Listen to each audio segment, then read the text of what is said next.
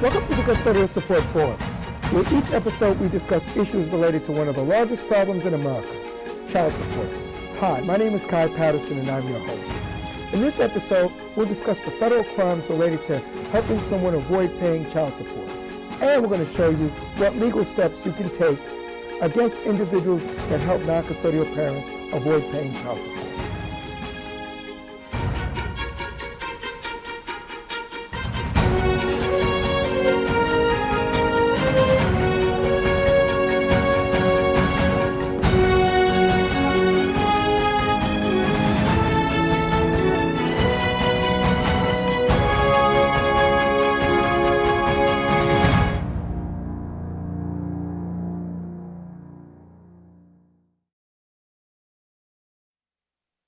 Are you owed child support?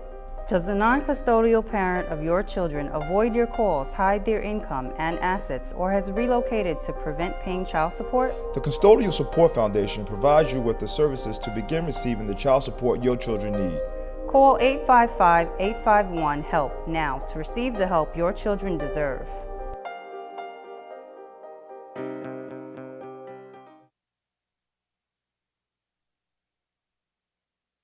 Welcome. We're discussing the issues related to individuals that help non-custodial parents avoid paying child support. To discuss this issue, we have a panel that consists of Alexandra Stremler, who is a family court lawyer with more than 19 years experience in family law and child support collections. We have Antoinette Dismukes, a custodial parent that's owed more than $62,000 in child support arrears. And we have John Monderine, who's the president of a collection agency that specializes in collecting child support from non-custodial parents. Welcome.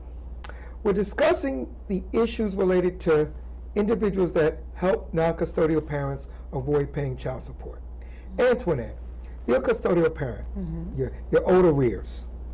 What are some of the things that employers, family members, and friends do to help non-custodial parents avoid paying child support? Well, they do a variety of things. But we'll start with employers.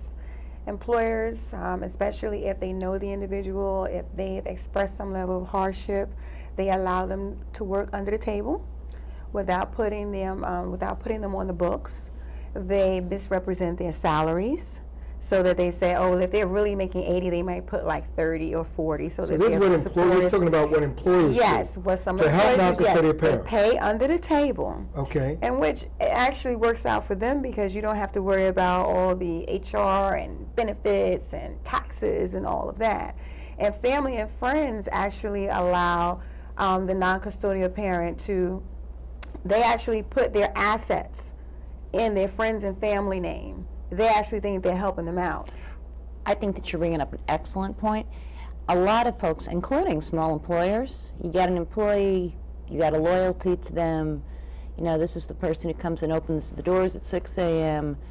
I want to do them a favor. Employee, they're thinking it's no big deal. But in reality, it's crime. It's a huge deal. Well, no, it's not only wrong, but it's a crime because they're aiding and abetting somebody ducking their obligations for child support. But I have to say, some of these folks do it with the best intentions. Mom wants to take care of her adult non-custodial parent's son.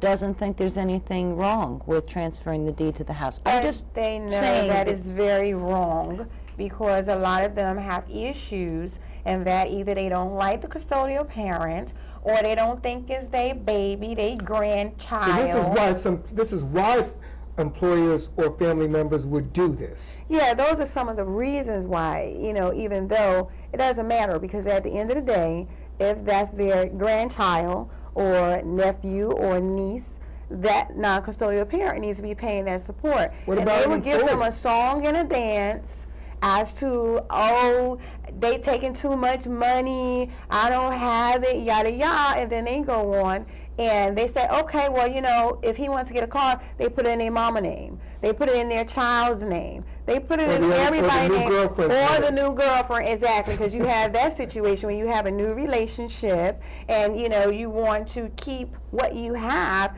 so that individual will put your assets in that name thinking that they're helping, but anybody who would, support someone not paying their child support has issues. I mean, first of all, it's a crime, according to Alex. It is a crime. Yes, it is. It's fraud. Right, especially if you know. Clearly, if you know it's fraud. Right, if you know, okay. I mean, there are, I know you're going to disagree with me, the rare cases where people don't know that this is being done to avoid, but generally people know. Let's talk about employers. Are you talking about, like, for example, Any employer that do not put that employee on their payroll, on the books, they know. They know. They can give them a song and a dance, they can lie about it or whatever. But they may not know why. At the end of the day, they're putting someone on the books, they're not reporting their income, and this is a major reason as to how these non-custodial parents are getting away with it. An employer might do it because it's cost effective. Yes, for the like employer. I said, But they may not know this. Correct? They may not know why. The issue, though, if they assisted them, not knowing why they're not paying, why they're not paying it is still no excuse. If you're violating the law, you're violating the law. And one of my favorites, Oliver Wendell Holmes, said, ignorance of the law is no excuse. If you're committing a crime, you're committing a crime. But I'm going to tell you, more times than not, that employer knew the reason why that employee do not want to be put on the books. Oh. Because they're going to say why. Okay. And they're going to tell them why. All right. Alex, Yes. what are some of the penalties that an employer can face in helping someone avoid paying child support? Because there are federal crimes associated with child support. There's a variety of things, beginning with you can end up with severe fines, penalties. You also could have, at the extreme, your business shut down. And to those people responsible, owners, shareholders, if it's a big company, they could even be subject to criminal liability in extreme cases.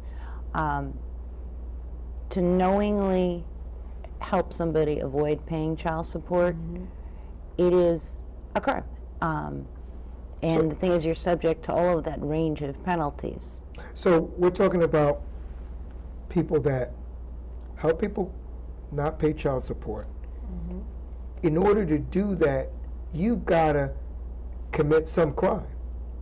Well, that is the crime. So there are other crimes associated with that, correct? Right. You have things like tax evasion. For instance, you don't pay your payroll taxes. You have a tax evasion issue. You don't. What about money laundering? I think that that's extreme case, but Okay. yeah, I mean, certainly. If you're a family member and you're helping somebody take their money and You put it can- somewhere else, would that be considered money laundering? Well, the thing is that you certainly could make that application. Okay. It certainly is on the list in the range of crimes that could be committed, but it's far more frequent to get caught up in a tax issue. That's probably the place where the employers are going to get caught the fastest. But okay. But here's another throwing it on the question: family is it and bank fraud friends. if an employer issues an employee a check with the incorrect amount to hide their income? Right, misrepresenting Or that, they're right? misrepresenting that's their fraud. income. So for That's where we or go if back they to the issue fraud. a pay stub, or what happens if a person's on direct deposit? Would that be considered wire fraud?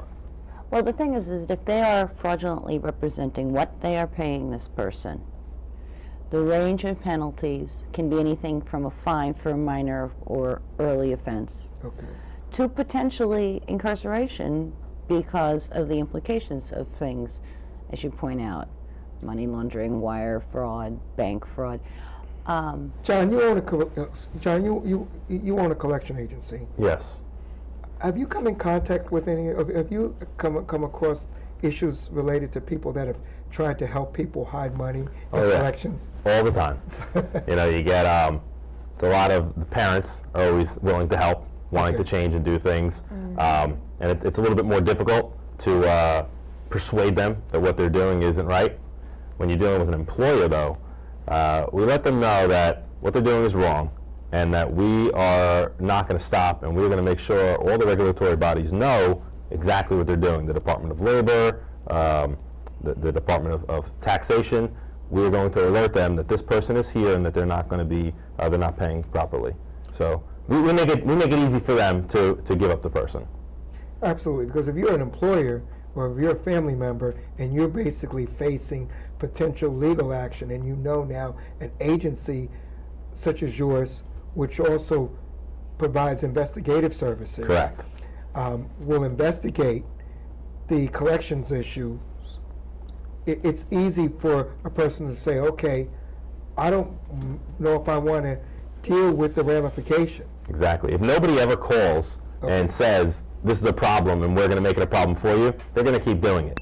But as soon as they get that call, most of the people helping them probably have good credit and are generally pay their bills, and they don't want this problem anymore. So we make it a problem that they don't want. I think you're right. I have a question. So let's say you have a custodial parent who knows very strongly that their non-custodial parent has assets in, whether it be their mother's name, father's bring that up, name, Antoinette. aunties, uncles. Custodial parents know. How would they go about, how would they go about legal action against those people? Because it's not that you, I don't know if to say you have proof, but you have proof, but you don't have tangible proof. Like, you know they're doing it. Okay. It So how depends would on a the person asset. go about? You know, if it's something easy like a car, there's a chain of title. We could see that you moved, and and we'll make it a case that, no, you know, let me see the check that you received. Let me see the check that you deposited into your bank account showing that they bought this car. Did they pay fair value for it? No, you just signed it over to them. You know, we know what happened here. We're going to make a problem for you. You know, if it's a deed comic book transfer, collection, same thing. it's not as easy. You know, or, you know, a gold watch. But if the bigger assets, you can make it a problem for them. And you can also subpoena. But how can you make it a problem for them? See, yeah, that's I like to Mickey Mouse it, like step by step. How can you make it a problem for them? Okay, I know that that's your car in your mother's name. How can I legally make it a problem for both of you? Well, you know what? What steps would I take? Who would I go to? Okay, Who would I you know tell? what? Antoinette, that's a great question. That's actually for the second part of our show, because what we're going to do is we're going to bring on a team of lawyers, and we're going to discuss the legal steps a custodial parent can take Okay. against individuals that help a non-custodial parent not pay child support. Yeah, my job is to collect the money or get you the proof that this happened.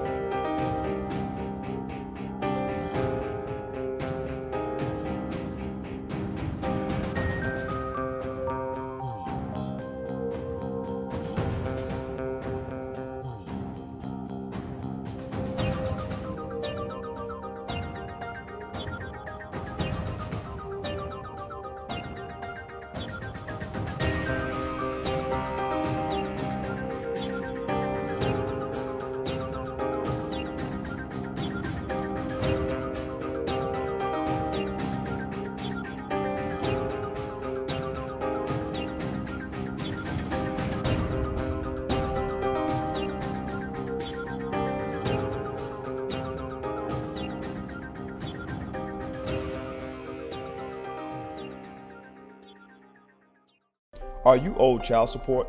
Does the non-custodial parent of your children avoid your calls, hide their income and assets, or has relocated to prevent paying child support? The Custodial Support Foundation provides you with the services to begin receiving the child support your children need. Call 855-851-HELP now to receive the help your children deserve.